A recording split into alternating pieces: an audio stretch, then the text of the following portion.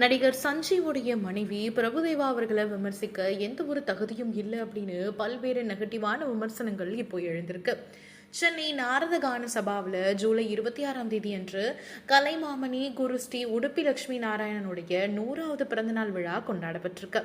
இந்த நிகழ்ச்சியில தன்னுடைய குருவுக்கு மரியாதை செலுத்தும் வகையில் நடிகர் பிரபுதேவா பரதநாட்டியம் ஆடியிருந்தார்.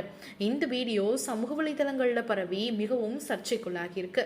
நடிகர் சஞ்சீவ் அவர்களுடைய மனைவி பிரீத்தி பிரபுதேவாவுடைய நடன முறையை விமர்சிச்சிருக்காங்க.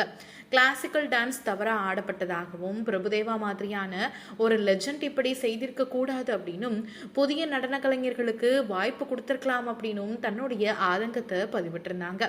பிரீத்தி அவர்களுடைய இந்த கருத்துக்கு சிலர் ஆதரவு தெரிவிச்சிருந்தாலும் பலர் பிரபுதேவாவுக்கு ஆதரவா பேசிட்டு இருக்காங்க. அவருக்கு 53 வயதாகுது அப்படின்னும் குருவுக்கு மரியாதை செலுத்துறதுக்காக தான் அவர் ஆடியிருக்காரு அப்படின்னும் சொல்லியிருக்காங்க.